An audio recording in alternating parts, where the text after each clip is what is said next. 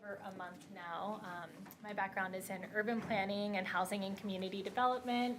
I have worked in the nonprofit sector. I have worked for CDCs, building affordable housing, and I worked for the city of New Orleans as a city planner and then went on to work in the mayor's administration. So really got a sampling of the work of affordable housing development. That's my passion, and I'm excited to bring it here to Chattanooga.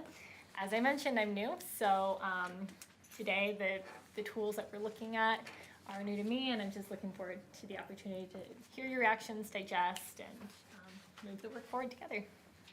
Sydney also brings with her a degree in planning, so she rounds out the team really well and provides the skill set that we don't have necessarily in city government right now. So having her expertise as an affordable housing expert, but also a planning expert, is very helpful.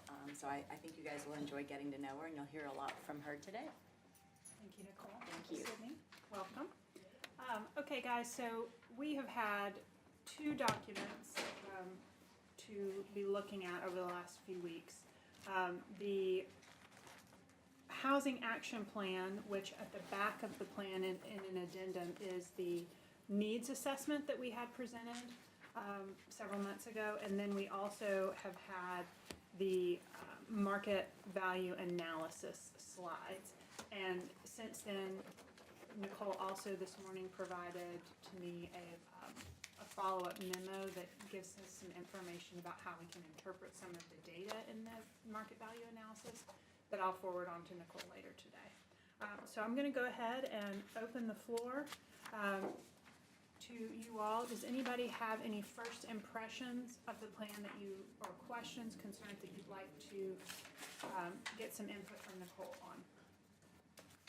Councilman Ledford, take it away. I'll kick it off. Here we go. You ready, Nicole? Yes. All right, buckle up. All right. All right, you're a good lawyer. I know we can get this done. So first of all, for the public, I need to understand, will you please define affordable housing? Well, right now, currently, we're using the HUD definition of affordable housing, which is housing should be affordable to a family where they're paying no more than 30% of their income, including utilities, for rent or home ownership opportunity. And since HUD uses that as a definition, it's the generally accepted definition. It's what is applicable to all the HUD dollars that come into the city. Then we've adopted that as our definition of affordable.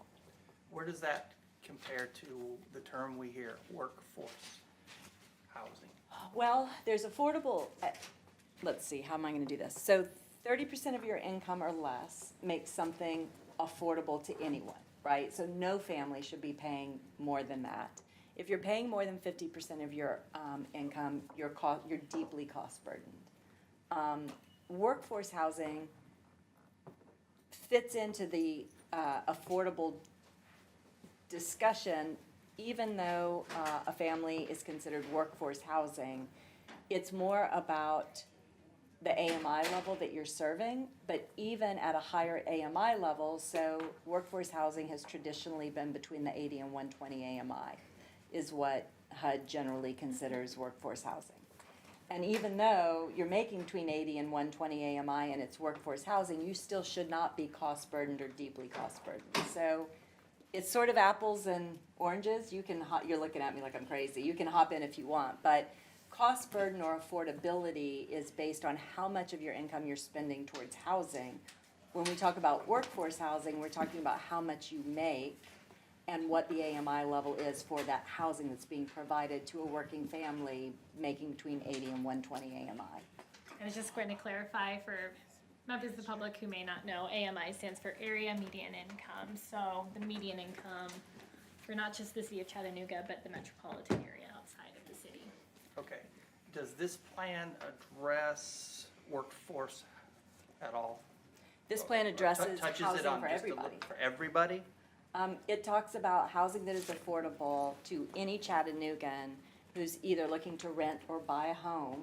And we're defining affordability as not spending more than 30% of your income. And so that 30% of your income is whether you're a school bus driver making $25,000 a year, or whether you're a nurse making between 80 and 120 AMI. So yes, this plan anticipates housing affordable to working families, whether they're making 80 to 120 AMI or 30% AMI. So yes, it covers housing for everyone. Madam Chair, you mind? Okay. I'm going to skip through here because I see we have quite a few members that have joined us.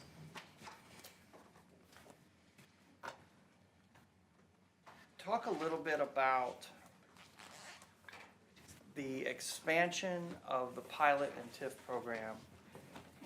And I know this plan is not new. It's not new to you. Because I did a little homework. I know some of this has been implemented in the city of New Orleans. I read the articles online. They're online. A lot of the conversation that was had there, I'm seeing repeated here. Terms, 99 years, things of that nature. So tell me, in the expansion of pilots and TIFs, is it your intent with this plan to, and this might be a policy question, to create a by right situation? I'm sorry, I Well, need to what know by what you right? mean by what by right? Just what I meant. Within our zoning code, within this plan recommendations, moving forward with policy, TIFs and pilots, if it falls under this plan's recommendations, become a by right product. Because I'm reading that in here. Are you thinking about the mandatory inclusionary zoning policy in New Orleans? No, this is different from that. Yeah. Some cities use the pilot as an additional lever or incentive to be coupled with other tools like zoning incentives. As you know, we don't have those in place in Chattanooga. So I think that this document looks at pilots as a tool that many cities use as a standalone strategy.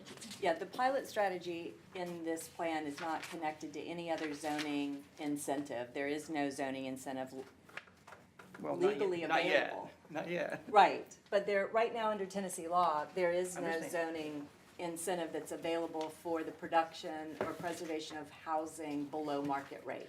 So when you talk about inclusionary zoning, we don't have that as a legal right, as mandatory or voluntary. The pilot is a standalone program. We already have it. It's already available. It's primarily coupled with LIHTC development to make that capital stack work. What we're proposing in this plan is the consideration of a second pilot that would make mixed income production of affordable housing more easily available to a for-profit developer who generally doesn't come to the table and provide affordable housing.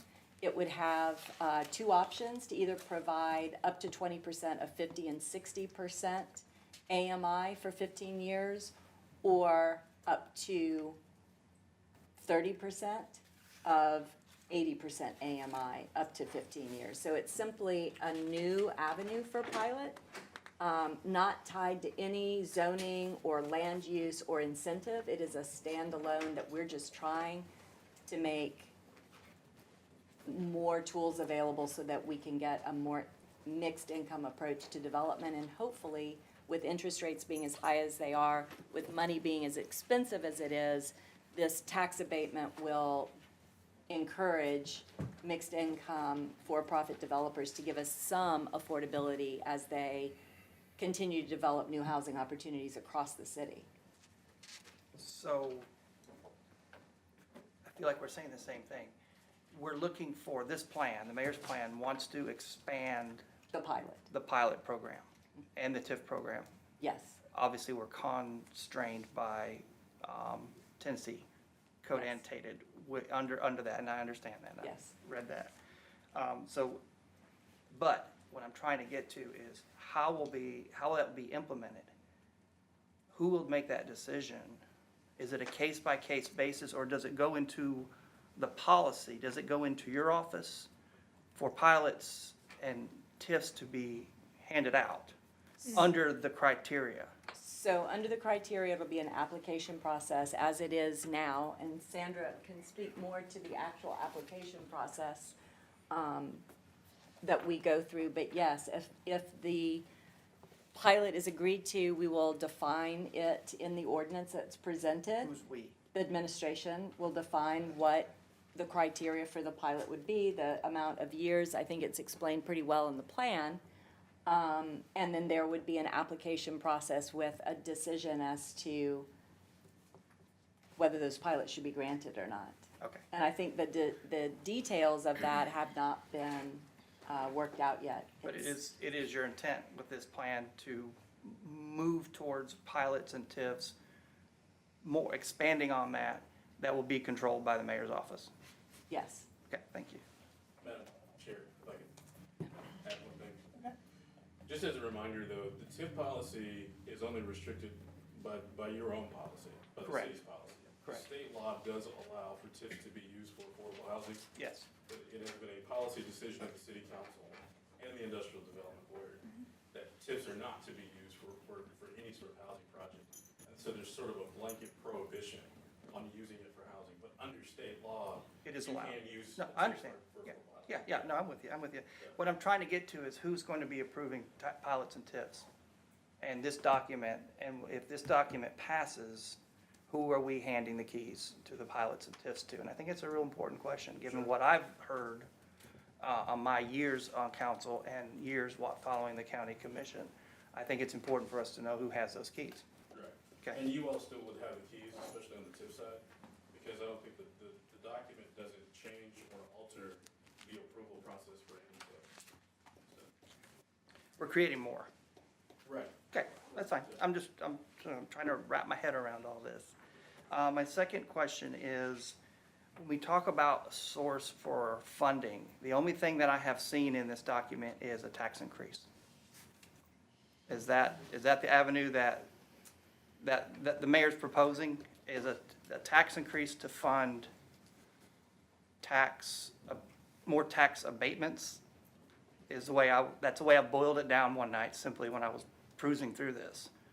And if that's what I'm reading, if I'm wrong, please Please correct me. Well, I'm not sure that we know exactly what that recurring revenue source is, right? So this is a policy document. Our consultants have done some math and realized that in order for us to be able to support not just the production and preservation of affordable housing, but to continue to support the capacity of our nonprofit partners and the programs that are necessary for the production and preservation of housing, there needs to be recurring revenue that's more flexible than what HUD prescribes.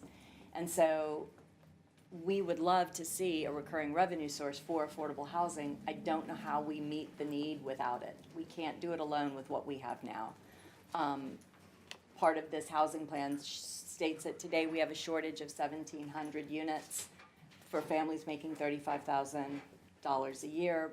By 2030, if we don't do something, we'll have 7,500 units short. So we need more to meet the needs of folks where they are today. Obviously, the plan outlines different ways that you can use revenue for a recurring revenue source. I don't think anything's off the table. I'm not, and the mayor hasn't said to me that we're advocating for any one source of income. If tax increases are on the table, it's a discussion, but we're not, at this moment in time, it's a recommendation in the plan. There is no plan for how we're going to get to $10 million a year. It could be some could be general fund. I mean, I do think that it could be a mix of different revenue sources. It doesn't necessarily have to be just one. See, the sticky point with when you're elected is you have to answer to people. And when I read the document, and I've read it 3 times now, I read a tax increase is what you're recommending, because it's written in here, to fund more tax abatements. And that's what I gotta tell people. If you expand the pilot program, and you expand the TIF program, those are tax abatements. Okay? And it's real simple. And that revenue somebody's gonna have to pay for that, because you're not pulling that revenue. And a TIF can be structured in different ways. Usually we like to have an economic driver. something that makes economic sense that will pay for that TIF. And I've been through several of them, and they've all looked like good progress, good products. When we did the extension down to Blue Goose, we had a lengthy, you weren't here yet, we had a lengthy conversation on the mechanism, and I went to the Mayor Burke at that time, and I said, I've run the numbers on this, and you've got a razor-thin increment. He said, yeah, you're right. But it worked, thankfully. It was right on the edge. None of these have an economic driver tied to them, so you have to go to the well. You got to go to the well, and I'm trying to figure out where you're going. And you specifically mentioned in the document tax increase or additional fees or other sources of income. I don't know what else we do in order to gain money other than our portion of sales tax and property tax. So I just want to make sure I'm boiling this down to that people can understand, because when you're asking us to vote for this, you're saying yes. I'm saying yes to what's inside of here. So as we move forward, it's hard to say no because you voted yes. Does that make sense? So I want to make sure that I'm clear when folks come to me and they ask me about this plan. I'll say, well, I asked a lot of questions. I'm very clear on it. You know me, I'll boil it down to simplicity, because most folks out there don't speak 30% AMI language. They don't speak the numbers we throw around that are big government numbers coming out of Washington, okay?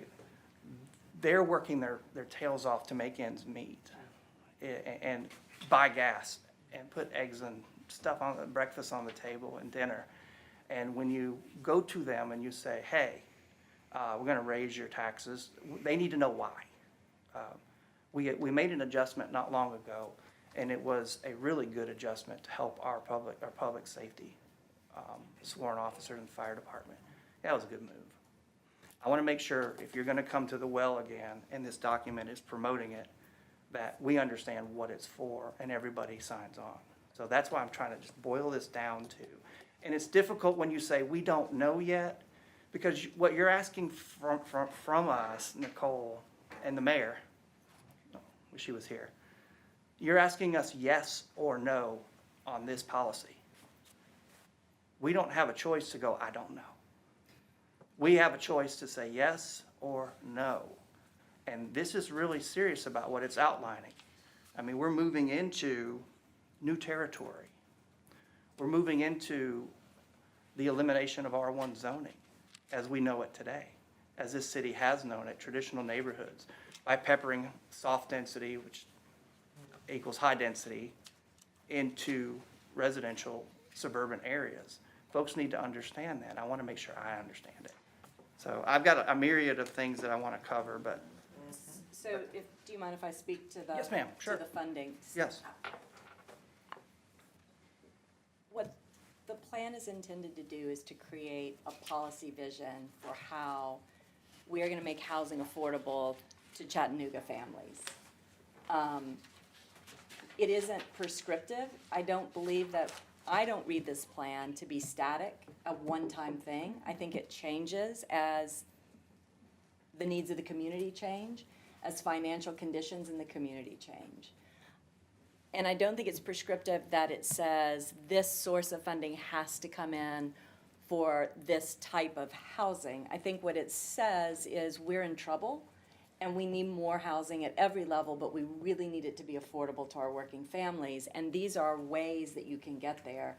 And I'm not saying a tax increase is off the table, but I'm not saying it absolutely has to happen. We have to find more money for affordable housing if we're going to make sure that our legacy residents who live here stay, and the folks that are coming in to help stand up this city that need affordable options have those options. So I hear you, and I appreciate what you're saying. I don't think that what I'm saying is these things have to happen in this order. What I'm saying is this is a menu of opportunity for us to acknowledge that we do have a housing crisis. And by buying into this plan and partnering and building bridges with the administration to adopt the plan, I think what we're adopting is the philosophy that we need more affordable housing, not the prescription that it has to be through a tax increase. So I would That would have just been say nice, that. just one sentence document. I could have signed on with that one. That would have been easy. We need more affordable housing. Okay, But we gotta figure out ways So, to get there. When I read things, in most cases, the city will need to provide permanent financing in the form of a grant or cash flow loans. When I hear those kinds of things, I have to question who's getting money from our taxpayers. When we talk about gap financing in LIHTC, you're asking for, the only thing I have is tax increases and fees as a source of income right now. You're asking folks to pay more in taxes to provide more money to big-time developers coming in, building these units. And when I hear and read words like permanent financing, a form, permanent flows of cash flow, it makes me think not really just a tax increase, but is that sustainable? How much more are we gonna keep coming to? How much is this going to grow? Because is housing crisis ever gonna be solved, Nicole? I don't think it ever will be. I think it'll always be in demand. What I worry about is how much can the taxpayers afford to burden under what's being proposed to us now. Remember, I gotta boil it down again. For us, this is a yes or a no. This isn't a, hey, let's talk about it, because we vote yes for this. Everything in it goes with it. That's the way it works. It's the way it works. But I also think that the purpose of today's conversation is to have a work session. And so I think that that's part of why you have the plan before you, is so that you can give the administration feedback. Yeah, And so- I promise you, I've been working. Sure. I have been working. Yeah, and we appreciate that. Yeah. And so I think that as we look at the plan, it is sort of like how we think of the Parks and Outdoors plan as being a plan that can grow, change, and be responsive to the needs of the community, as well as to the concerns of the council. Yeah, but it's very, very specific in direction and policy initiative. Would you agree? Sure. Okay. I mean, it's got some strong recommendations. Yeah, all right. But, yeah, and I think an expansion. I'm gonna kind of hit around, Madam Chair, because I don't want to be a hog. I do want to talk about Y'all this. start raising your hands when you. Yeah, when I pause, you're gonna have to, Bringing in Chairwoman Dotley next. when we talk about a couple things, when we talk about the low barrier shelter, I think it's a great idea. I thought it was a great idea last time, last administration. I'm glad to see that that's back on the table, so I'm with you there. What I'm really concerned about is what followed that, and that is your no rules policy. That scares the ever-living daylights out of me. Removing restrictions I mean, it's like you throw safety right out the window. And that's what I read. I'm not gonna argue with I read it right here. Removing everything. And people just coming and going. It sounds like a free-for-all, and that scares me to death, so I'm just gonna drop that right there. I don't like that. I'm just gonna be frank. When we talk about permanent supportive housing, this one is really interesting. I about worn this book out. Under recommendations, your location for permanent supporting housing units that is transit-connected, resource-rich, and accessible to people experiencing unsheltered homelessness. I couldn't agree with you more. Then I have to ask, why in the world do you have the airport in underneath there? Because that's exactly what the community out there came to us and said you should have. But then we have the airport in, which has none of that. I mean, zero. It is not transit connected. It is not resource rich. It is not accessible. That one is weird to me. It's contradicting. It's confusing. I just wanted to, I don't know if you want to respond to that or not, or just go, yeah, it is. That may be a little confusing. Well, I mean, I guess it's a little confusing. Unfortunately, I can't speak to what happened before I came to the city. As far as the airport in goes, Brooke is here. I don't know if you have anything you want to speak to as far as airport in, but I think it's a solution. I think it is permanent supportive housing for a group of folks that need it desperately. It might not be perfect, and we may want to do it differently next time, and I think there will be a next time. We need more permanent supportive housing. But I think we've got it, and we're happy to have it, and I think it's going to help a lot of folks. So that's all I can say on the airport end. Okay. And yeah, you weren't here yet, and I tell you, when we had that meeting at the Family Justice Center, it was painful. It was painful to watch, it was painful to be part of, and they were, the folks who are out there are saying exactly what you're saying here. And then that particular, I mean, it needs to follow that. And then I just found it interesting that that graphic was kind of plugged in there. And I thought, well, that's none of that. So, last one, Madam Chair, and I know you're ready to move on. I'm sorry. I apologize.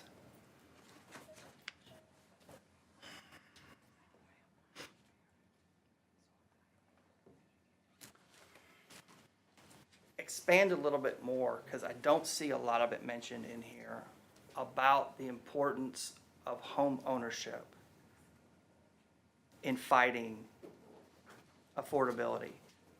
I feel like this plan is putting a lot of people in the rental situation, trying to keep the rent down. I get it, but it completely lacks attention to what we've been working on and what I firmly believe in. Home ownership is a way to create wealth for families. I believe it's a way to help fight the problems that we're having, because it provides a stable or a plannable situation financially, and it builds, again, it builds wealth. I would hope that people who are renting might consider that. And I know there are programs out there. I know that we have those services available in this city. But in this document, I just feel like it was just completely glossed over. And if I'm missing that, please tell me I'm wrong. I do think that the plan speaks to the importance of home ownership, and I think the administration has shown its commitment to our belief, to the administration's belief, that home ownership is a very important component of this. The city has put $1.5 million of funding into a program with C&E to provide down payment assistance. C&E has closed on, I believe, 5 or 6 homes already. Those are 5 or 6 new families and homes that had never had the opportunity to home ownership before. One of our constraints right now is that there aren't enough homes available that are affordable to folks who would like to access home ownership for the first time. So yes, absolutely, home ownership is important. We are putting money into not just the down payment assistance, but we're trying to find ways to help in the production of housing at a rate that's affordable. We need houses that are affordable to folks making $30,000, $40,000, $50,000 a year, and right now our real estate market is not cooperating. So we can't expect folks who qualify for down payment assistance to be able to buy a $500,000 house. I think the plan definitely speaks to home ownership. It is of importance to the administration. We are putting programs and money to it, and we'll continue to do that. And you are correct. I mean, home ownership is the way to build wealth in this country. Generational wealth is important. Keeping people in their homes is equally important. So it's not just access to new home ownership opportunities, but we have a lot of homeowners in the city who over the years have deferred maintenance because of their incomes, and their income's not keeping pace with the market. We have a lot of folks who need help staying in their homes and being able to pass generational wealth to their families. We are going to put money into those programs as well. So home ownership, access to new homes, but staying in your home is equally important. I think the document speaks to that, and I know as the chief housing officer for the city, it is an imperative that we make sure we meet the needs of the community that wants to access home ownership and stay in their homes. Now, I want to applaud you for mentioning the OOR, because I think that's a great program, and I do want to see that strengthened, and also addressing ADUs. Absolutely. Because I think it's underutilized. Absolutely. And it could be configured in so many ways to keep families together, in-law suites, aging parents in place, kids in college, whatever. And we're not tapped into that yet. So I want to, you might think I'm arm wrestling with you a little bit over here on some things, but that's really good. And it goes back also, it's all tied to subsidy, unfortunately. We don't have the laws in Tennessee that allow us to offer incentives for zoning, right? Zoning incentives for the development or preservation of housing. We don't have tenant rights, so we only have what we have. And so we've got subsidy in the form of either dollars that go into a deal, pilots, TIFs, first-time home buyer, the ARPA funding that we put in, it's shrinking quickly because we're being so successful putting people in the homes. Owner-occupied rehab dollars, same thing. I hear the push and pull with the revenue source, and how are we gonna get to a dedicated $10 million a year affordable housing trust fund number? But it's that money that allows us to do the home ownership programs, the down payment assistance, the owner-occupied rehab. So, yeah, there's tension there, and I hear what you're saying about we've gotta figure out how we're gonna fund this stuff, but without that funding, we can't do all these programs. So it's a tension, and we have to solve it, and I hope we can solve it together. I don't think it's a if or, I think it's a and. There are developers, and you mentioned the word 500,000, they're not all $500,000 homes. There are developers in this town that I know personally who are really working hard in that 250 to 300 range. And are we working with those developers? Are we in contact with them? These are developers who live in our neighborhoods, not big conglomerates with federal tax dollars coming in, building units and then running them however they run them. We have a couple of examples of those around town. I think we could all share in that. One of them's unfortunately just down the street. My question is, are we working with Home Builders Association, for example, and developers who are really pushing that envelope? They're working within density. So I have a project in my district over on Goodwin Road, and the developer came to me and said, hey, this is what I'd like to do. I want to make this reasonable and affordable as possible. We call it attainable if you want. Okay. And he packed in some kind of strange configuration as I was walking around there. But you know what? I saw the final price tags, and I thought, that's not half bad. You are working towards this, and I know that we're going to have to put some density into some areas, even in the suburbs, in order to provide that product. But I want to know is, are we pushing all our chips in on the table on LIHTC developers? No. Because that scares me. I'm We're just going to be not. honest with you. We're not, for several reasons. Number one, that's not the only solution. There has to be multiple solutions on the table. So LIHTC, you're not gonna build your way out of it with a LIHTC development, number one. Number two, we don't have a ton of LIHTC. What we do have, we're grateful for, because it is the fastest way to get the largest number of units affordable at 50% AMI. I mean, you're not gonna get the scale that you get with LIHTC, because a for-profit developer can't afford to make that work. So LIHTC isn't bad in and of itself. LIHTC is bad when that's all you do in one neighborhood forever, right? So I hear you. No, we're not going all in on just LIHTC. Number one, we don't get enough tax credits You don't. for it to happen, right? So THDA could be a little bit more generous. We have some great projects that are teed up right now that didn't get 9% credits and are not gonna happen. Or if they do happen, they're gonna happen at a much smaller scale, and it's gonna take a long time. So we're not going all in, and we are meeting with any developer that wants to meet. Anybody that wants to walk through that door, I will go to the project. I have them in my office. Sandra has them in her office more than she likes to admit, because it's daily. We are doing everything we can to encourage the production and preservation of housing attainable and affordable to our working families, and we will work with any developer that wants to come to the table. Absolutely. I don't have I'm enough. gonna spread the word, Nicole. Please do, because we, Spread the word. absolutely, and this is one of the reasons why this new pilot policy is being proposed, is because it brings folks who usually would not come to the city to the table. It is a heavy lift to produce a housing unit that is affordable to folks that we're talking about. This mixed income pilot approach will help offset some of the costs that the high interest rates are causing. This product, I think, will go to serving the developer you're talking about, who usually wouldn't come and take advantage of the HUD funding because of how deeply difficult it is to work within HUD guidelines. So we're hoping that the pilot will bring a resource to the type of developer that you were talking about, so we can bring new people to the table. And we absolutely have to have as many people working with us in partnership as possible, or we can't meet this crisis. Okay, I'm gonna move to Chairwoman Dodd. Okay, thank you so much. Thank you, Councilman Lev, for you Great question. asked a few of my I questions. got my first page done. Uh-huh, you got so I just had a few questions about, I guess, what about the plan? So in there it mentioned like employer assisted housing.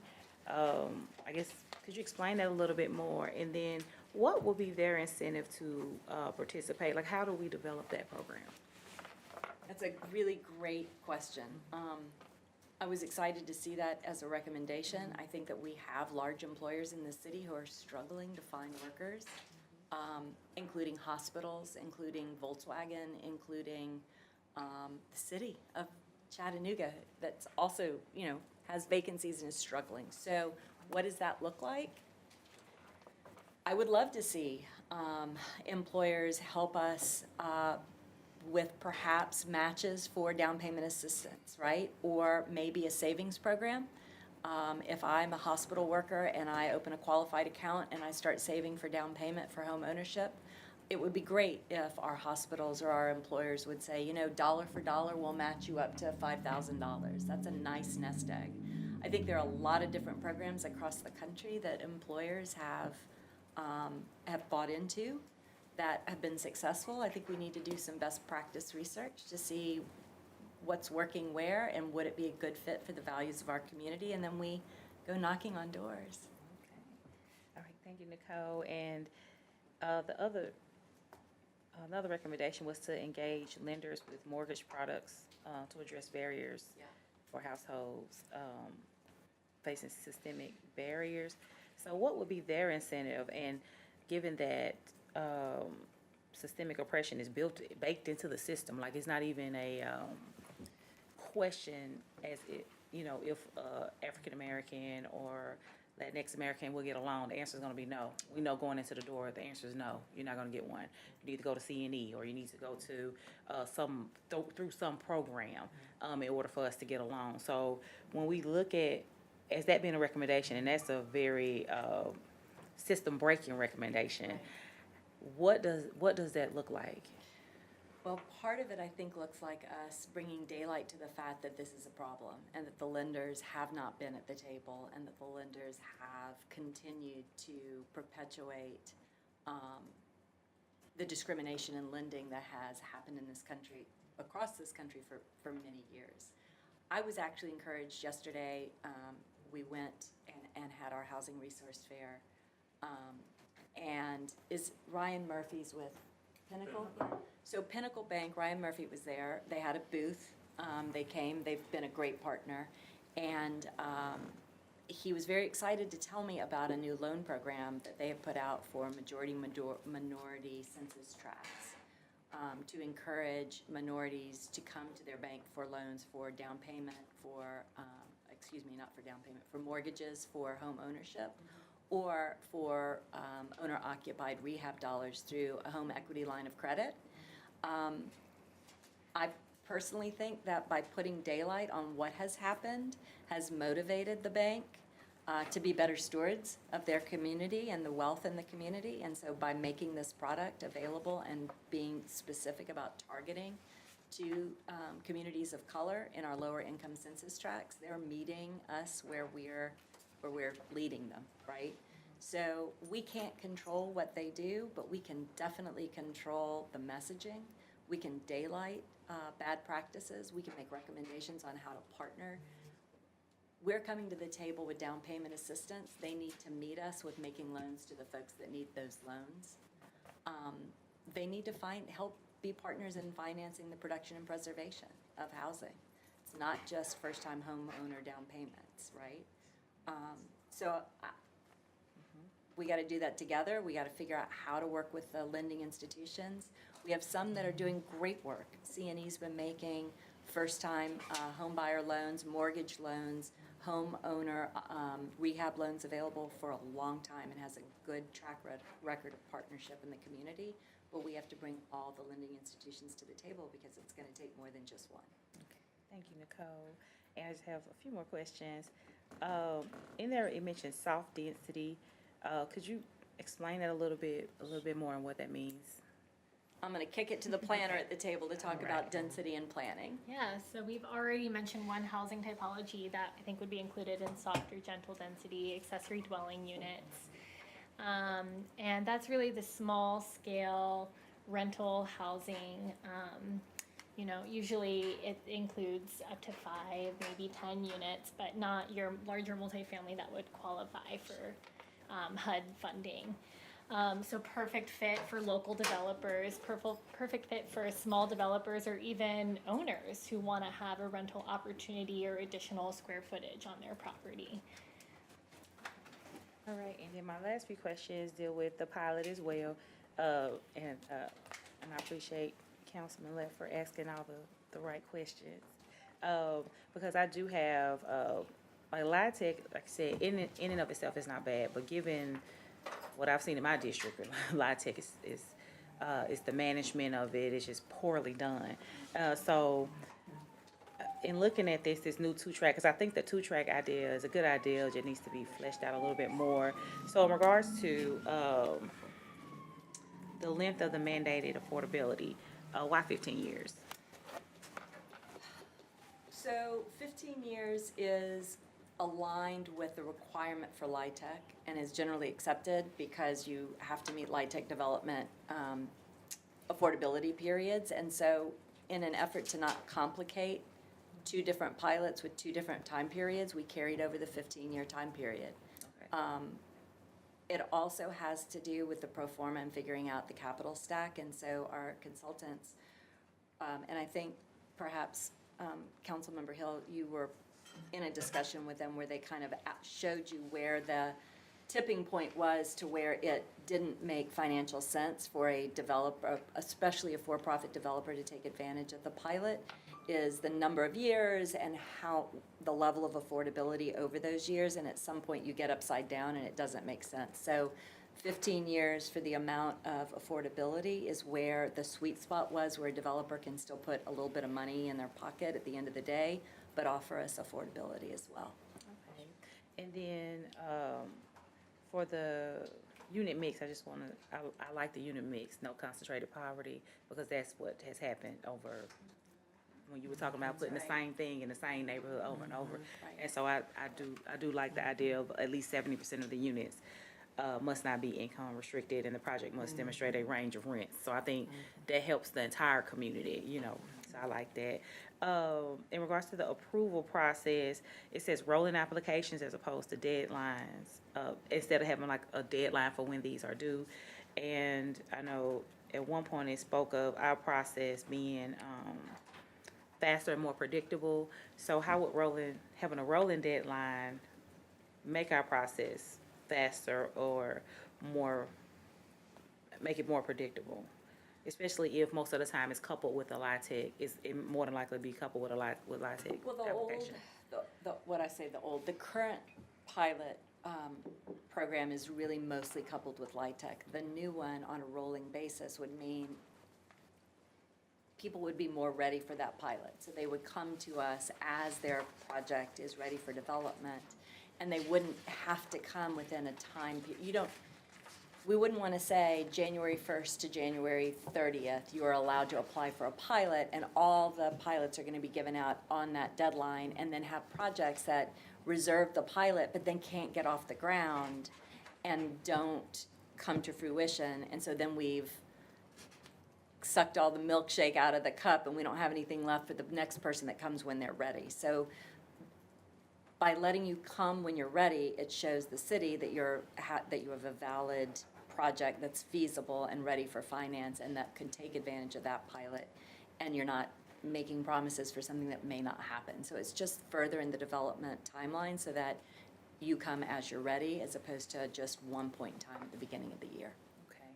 And then my last question for now about the pilot is, under compliance, for Yep. LIHTC properties, it's monitored by THDA, but then for the 2-track, the recommended mixed income properties, annual monitoring by our housing division, I would recommend that we also co-monitor if we can, well, we should, with any LIHTC properties that come in, because again, for me, specifically District 7, specifically 37410, I have several of those properties, and management is trash, it's terrible. and you see it, and the people are upset, and we hear about it I hear about it all the time. So being able to have that dual monitoring, especially when it comes to taxpayer dollars, is very important. So that's just one of my recommendations. And my last thing, so I can move on, is the Housing Advisory Committee. How do you, what would that look like? Or do we already have one? You know, I think Cindy and I talked about this. I mean, last year, my first year here was really about what are our values, what are our needs, how much affordable housing for whom, where, how, and we developed these plans, not just the housing plan, but the market value analysis, the housing needs assessment, to really understand what are the tools in the toolkit to meet the needs, where should we be working and why. And then this year, taking a really deep dive neighborhood by neighborhood to understand, based on the data, the market value analysis, where we're gonna work, what that looks like. It's time to go out into the community and start talking to residents and meeting them where they are, and then they will be part of this participatory process, and what that need advisory committee looks like, I think will depend on where we're working and who should have a seat at the table to make sure that we're building amenity-rich communities with input from the residents that live in those communities. Okay, thank you so much, Nicole. Thank you. Councilman Quinn, or Man, Councilwoman Quinn. they own it today, especially Darren, but also, Chairwoman Dolly, and she brought up a good point, because we have those same properties that we keep bugging Jermaine about.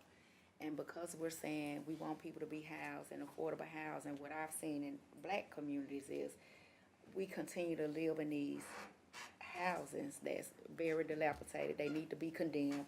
They need the pallets, and all of that need to be snatched away from these companies that come in here and tell us lies about how they're gonna improve these apartment complexes, and then it's still the same thing that's happening over and over and over. But we don't go back to what they signed when we gave them this pallet. Right now today, we have one operating, and you got feces coming up out the toilets and in the bathtubs, but guess who's still staying there? Our constituents. Guess what's being addressed about this pallet that they said that they was gonna fix certain issues? Nothing. Have they even come in front of council to even talk about why the housing is in this same condition? So I do think we need another layer of accountability when it comes to that, because our people shouldn't have to settle for subpar housing at the expense of our taxpayers, and we're just saying, oh yeah, we wanna give it to you. I do agree with eliminating the concentrated poverty for our neighborhood. But you said something that was really to meet them where they are. We say that, like we putting cheese on a hamburger. We're gonna leave them where they are, but we don't ever move them from where they are to where they need to be advancing to. They're still stuck where they are. It sound good to say, but if you lived in the Woodlands or Bayberry, we gonna meet you here. But we gonna gather whatever input you got, but I'ma still leave you in these conditions. That's how it sounds to me. So now we got black people just where they are. We're gonna leave you right where they are. It just doesn't sound, we need to find another punchline to say, because we gotta move these people from here to here. Now the mayor, you talked about the 1 million investment, and it's been, historically going to different organizations to kind of provide housing. Now, will we still continue that? It'll still be outsourced to different organizations to provide housing? I'm confused I'm sorry, on which commitment? For the $1 million, like he created the housing fund over $1 million, or plus it's probably been more added. So we give some to CNE, some to Habitat, some for, different housing organizations. Will this continue to happen, or will it? So yes, we're gonna continue to partner with our affordable housing providers. We have different buckets of money available to different organizations depending on what they're producing or preserving. So there's competitive dollars with HUD that are available through CDBG or HUD dollars. In the past, there's been appropriations from general fund for the support of organizations. We have to figure out if that's still a viable and feasible way to support organizations. Part of why we need a dedicated revenue source for the Affordable Housing Trust Fund is so that we have those resources available and we can continue to invest in the capacity of our affordable housing developers, including Habitat and CNE and Chodo and others that might come to the table. So yes, there's a commitment to continue to fund these organizations. We do have HUD dollars available, but we need more consistent, unrestricted funding to be able to meet the organizational needs beyond just the production and preservation of housing. Okay. And then we talked about here about the permanent supportive housing, but a lot of communities really don't want it in their neighborhoods. Now with our zoning, like it's only certain things that you can restrict from happening because the state say if you got 7 people or less, then you can operate a supportive housing in your neighborhood, even if they come to the city and saying, we don't want this to happen. We've got several of them that's just popping up in neighborhoods that community members are saying, listen, we don't want this. But the regulation, so that may be something, you can add that to your list to come out and talk to community members about so they can get a better understanding because they're not familiar with what the state law is saying. They're only going by what our governance, and if we're saying no, but the state say yes, they can, slip through the crack through that. I know we talk a lot about homelessness, but there's nothing in here that talks about foster care, children aging out of that system and they're coming on our streets of Chattanooga. Like, we need some kind of, they're homeless because they don't have anywhere to go, but they coming from a system who was supposed to prepare them for life and haven't. So I would really like to see, in partnership, they got awarded a grant to where they're working strictly with those that are coming out of foster care. They help them not be displaced. I would like to see us just be a little progressive when it comes to our state, because we need to have rent control. And if we're just scared to say we don't want to implement it because the state is going to preempt us, who cares? That's why we got a city attorney. And if we don't learn how to fight like other cities fight to make sure they can implement certain laws, like all of this is just a waste of our time. So, and I have been talking to Phil about it, like we got to do it. And I'm not sure, our colleagues can look at it and see, we can determine once he pull out the resolution of what's needed. If we are interested in doing it, and let's do it, right? What can they tell us? No, and then we can take it to court, right? Or we can do it on the front end. We can say, listen, this is unconstitutional on the front end, and go ahead and battle it out, and get that over with, because they got too much leverage of what we need. They're stopping a lot of stuff that need to happen in our city, and I think we kind of slide under the radar by keep saying, oh, they're gonna preempt us, and then we back down. Well, I've seen other people, municipalities in this state, they like, nah, we ain't backing down. We want this changed, and we finna go for it. And because of them doing that, things get changed, but only for their county, for their little municipality. But for us, we've been too scared to do that. So I've been working with Phil with that. Now, you hit on a touch point for me that I'm gonna bring it up. I've been really trying to be good on this issue. It's like I still have an issue with being placed in the bucket of people of color. Because we know when it comes to housing and certain restrictions, just call it what it is. Like, just say what it is. And we know that more than often it's black people that's being denied the opportunity of renting houses or getting a mortgage to even buy or whatever it is. Let's just say it so we can deal with it. All this trying to gloss around it, I'm tired of that, because people of color, we get lost in that. But I know I can't wrap my head around that Asians are getting denied the opportunity to get housing. I don't see that. But when you say people of color, they're grouped in that. I don't see, people that are not black having this same struggle. So for me, it's helpful for us to just call it what it is, and then let's address it, accordingly to how we're gonna fix it. And we know that a lot of it is systemic, and a lot of times that we're afraid to say that. But then on the other lens of the coins, what we do see here, that what has been historically happened, but also we can't deny the fact, and I bring it up every time, that we have poor white people that's struggling to get housing too, right? And they running the poor white people is really behind the black people who not even we just don't talk about it. We don't own it. All those people that's living in those trailer parks that are white, that have been displaced, that's in my district in Board of 5, and every other district, people that live in trailer parks in District 6. We wanna overlook that. Now, I'm not taking away from the fact that historically this has happened from black people. But I do want us to get to a point where we can say, how can we address all people that are living in poverty, poor people, so we can move the needle here? Because if we don't, that map you showed us, it's gonna get worse. It ain't just gonna be my district with Keita's, Ike's, or Miss Marvine. It's gonna slowly become 3, because there's areas in 3 that we see. There's areas in 2 that we try to overlook and wanna talk about only the high-income areas, but it's really affecting our entire district. People out of my district, they get them Section 8 vouchers, guess where they moving to? They moving to 4. You could, that Stratford place, I don't know if y'all know Stratton Place, go take a ride down that street in District 4 and see what's happening in that neighborhood. So it's everywhere. It's everywhere. So I like you brought up about the inclusionary thing, and once before we talked about that. And again, we was afraid to move the needle on it because we said we'll be preempted. Bill Lee don't live in our communities.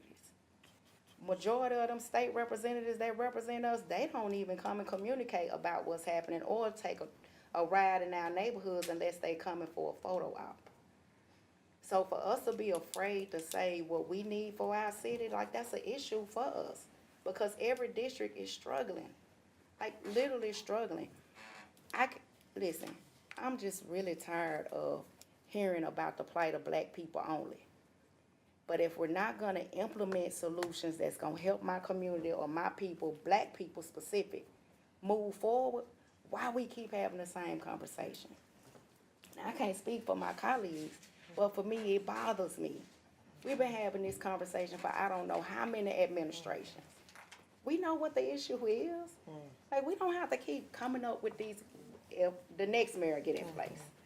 Guess what they gonna come with a plan? A housing plan. And it's gonna have the same stuff that was in it the last time, that we have not addressed. It sound good to put it on paper and roll it out, but when I look at my community, all of our communities, the black districts per se, we still see the same challenges. We still see the same issues. We still see the same, it's over and over. So what I need to know is how is the implementation gonna go? What are we actually gonna do? Because since you talk about it, you use the term black and talk about us in that kind of content. What's gonna change in our communities with this housing plan? What's gonna change? Hopefully a lot. We really are being intentional about making sure that we understand where the barriers have been, what each community needs, and we have limited resources, but we have some good data that shows us exactly what you're saying with this market value analysis. And it shows us exactly what you're talking about, barriers to access to mortgages, conditions of housing. And I think what the market value analysis will allow us to do is to take the very limited funding that we have and make investments in those neighborhoods that you're talking about in ways that bring more amenities, that rehab houses, that give access to home ownership, because now we know exactly where we need to make those investments, and where we don't, and where we have areas that have investments already and where we need to drive different results. So in the next few months, we're going to start really looking neighborhood by neighborhood and unpacking what's in these reports so we understand where the greatest need is, what those needs are, and how we're gonna meet those needs given the very limited amount of resources that we have. But I intend, our team intends to make a difference in the neighborhoods, and not just give it lip service. I mean, we are here to make a difference. You have my word that I'm gonna do everything in my power to do so. Well, I appreciate that. I know this term about to come to an end in 25. Not sure who gonna be, if Mayor Kelly would be extended another 4 years, if somebody else may run and replace him, but it is my hope while you're here that you're able to keep your word. And nobody is stopping you from doing the work that need to be done, because I done seen too much of that. They'll put that tape over your mouth and hush you up. But, that's my hope. But you did ask, are you saying we need to get 10 million for a recurring fund? And it's easy. Stop leasing property that we don't need when we can utilize our own property that we already have. You know how much we spending for people to be out there at the Veteran Center? We need to think about that. You know how much we're spending a year for people to be at Eastgate? The CDC, I'm just saying, all the buildings that we already own and occupy, we have chosen to go lease something else and spend all this money out. And then give them a lengthy lease stay. So for 20 years, we finna be out of X amount of dollars when we could've just utilized the property that we have. Not just that, we got all these underutilized buildings that we could clearly repurpose and be recycled. And hey, people can lease out the space, that's money. That's coming in to go into an affordable housing fund. We need $10 million. Outside of that, we're still having fish fries. That's what that sounds like to me. When we talk about when people die in our family, like, dang, why don't they just get some burial insurance? We having fish fries. That's what this sounds like to me. We're begging, asking for them same crumbs. We having fish fries on the corner. And it's not giving us the revenue that we need. If it's of importance, you'll find the money. The money is there. Is it a priority? Is it important, like we say, as they labeled out in the one Chattanooga plan, the sense of urgency? I keep bringing it back to that. Is it urgent enough to put the money where it need to be? And you if so, then you will have $10 million coming from that budget to here every year. If it's not important enough, because when I see who get the money from the home funds and the CBGD, that tells me that it's not important enough. That tells me that it's not important enough. But the stuff that is important, you can look across Chattanooga and you will see what's important. What's important is the riverfront. Building that out, right? If we true about what we saying, let's do something about it. Put our money where it need to go and stop outsourcing and leasing other stuff that we clearly don't need and can't afford.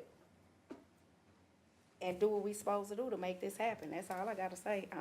I'm supporting you all the way. I'm rooting for you. Don't allow them to put the tape on your mouth because you're calling it what it is. Cause that's what's done happened all these years that I've been on council. Thank you. Anybody else? I guess for the folks who are confused or who are gonna be looking at this in the future, you explained we have a direct impact on the TIF and not the pilot. Can you explain why to those who are confused out there? Yeah, so when the TIF policies were adopted back in 2015 by the city council, it was sort of out of a response to what I think the council sort of viewed at that time as wanting to ensure that TIFs were not used in developments that promoted single-family homes. And so, in so doing, and so adopting that policy, the policy includes sort of a blanket prohibition on using TIFs for any sort of housing, because I think at the time, the council was really focused on single-family development and whether or not it was an appropriate use for that. Now, having said that, when you look at state law clearly identifies that multifamily housing multifamily housing that offers some affordability is an eligible use of TIF funding. That's just not in the local policy.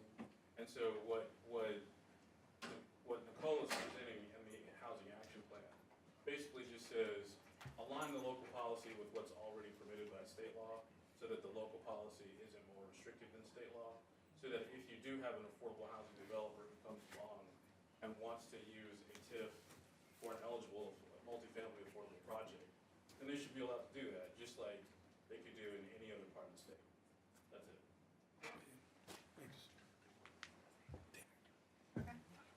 I'll wrap up if I'd there like are no to say a few things. Oh, yeah, please, after you, of course. It's so different being chair and having to sit quietly and take notes. It's probably the best thing for this council for me to sit on this end. So I've been taking notes, just thinking about where we're headed for future conversations, and I do think that conversation about the funding source, the pilot details, and the TIF details are all things that this council is gonna wanna put a lot more thought into. I've had a lot of conversation with Nicole already about some of my first impressions, but a few things that have bubbled up to the surface as we have talked here today. The first is that I think it's important for us as a council to have some shared knowledge and shared working vocabulary around what we're talking about when we say affordable housing, when we talk about attainability, when we talk about workforce. Darren brought it up. But every one of us will at some point in our work face a pushback of, is this gonna be an affordable housing project? And I think it's critical that we be able to speak with confidence about what we mean. Something that has been really helpful for me is to identify, and similar to what Nicole was doing, but to identify a job with what affordable housing is, because we've even had people come and speak to us in opposition to different projects in the community, and when they share their financial details, you realize they are severely housing burdened and desperately need this project literally in their backyard so that they will have a place that they can live and have without a burden of high expenses. So to be able to say it's the nurse, it's the child care provider, the police officer, the teacher, for me has been helpful, and I hope that we as a council will come to a shared vocabulary on that. About the pilot, something that, Darren, you brought up the concept of pilot by right, and that is a phrase that I myself have used, thinking about what type of pilot we may need, what pilot mechanism we may need for affordable housing. New to me, the idea of the zoning piece in it, but with the pilot by right, something that I've seen is that it's challenging to build the financials to deliver an affordable housing product. And the more clarity you can have, whether you're a nonprofit or a for-profit business, the better when it comes to going to a bank and saying, I have this income here and this income here and this income here. And so the way that our pilot works right now for affordable housing, I see that it is highly political and can really get slowed down. And so if we were to, as a council, exert our authority and determine the criteria that we want in any kind of affordable housing project that we would deem as a council worthy of tax abatement, that then we would authorize the mayor's office to approve those applications when they meet the criteria that we as a council have set. That's how I see it. I see that the chief housing officer has brought us a recommendation on how those pilots should be structured, but we as a council have authority over what criteria we ultimately decide that we will approve. So some food for thought. I think we'll have to dig into pilots in another session.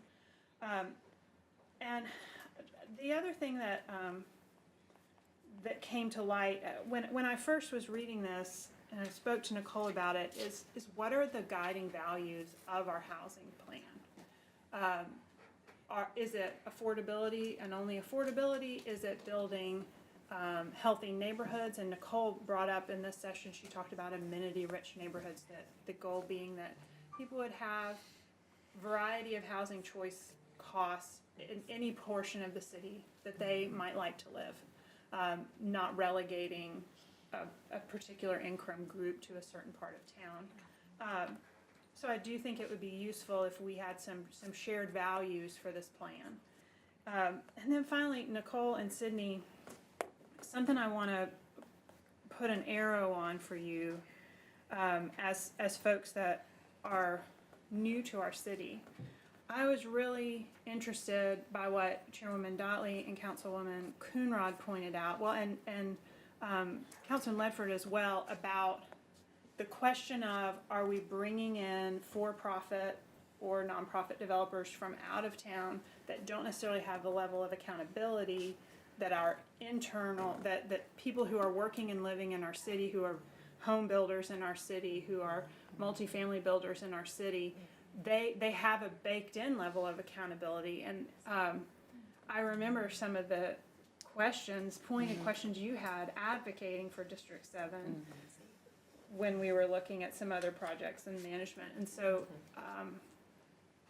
I think that's a quality being a clear value for what we have in this plan. So those are the things that stood out to me for today. Darren, you can have the floor again, sir. Thank you, Madam Chair. I was just gonna say, or ask Nicole, these plans Oh, come. I'm sorry, hold on, Darren. I thought- Oh, no, does Chip Did need you it? raise it after? Let him go. Okay. No, no. Chip wants to close it out. There's nothing that's keeping you from doing your work, though. Like, this document is not holding you up from obtaining, or you moving and plowing through what you need to get done. Indeed. So even though this has got the mayor's picture on the inside of it, and we've seen all the fancy press releases and the PR behind it, this isn't keeping you from doing your work.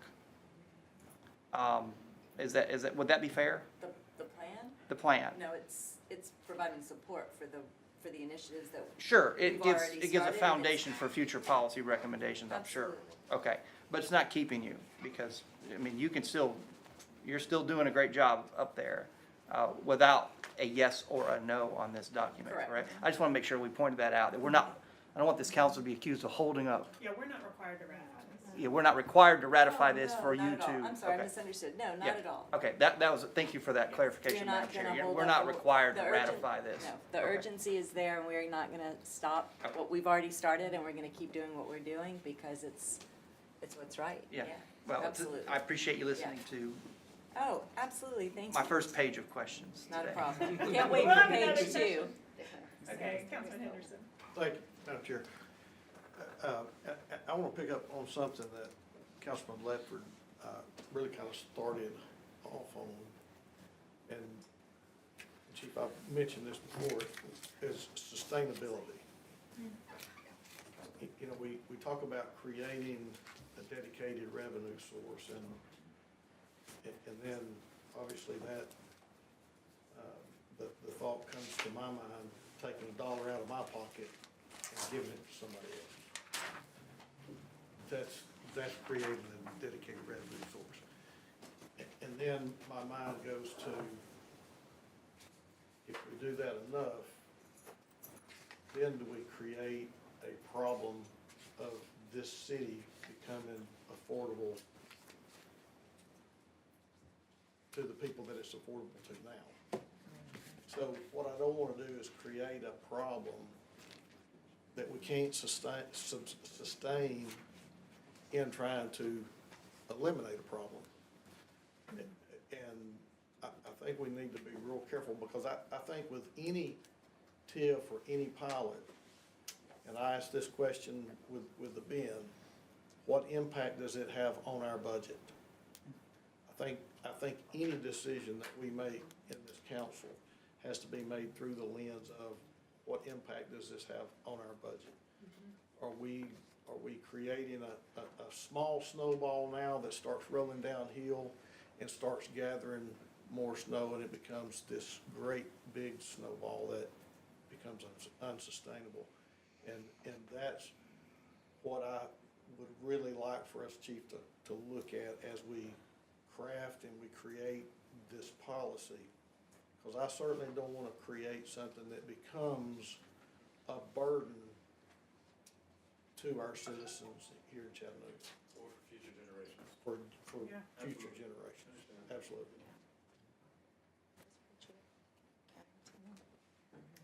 That's it. Well put. Thank you.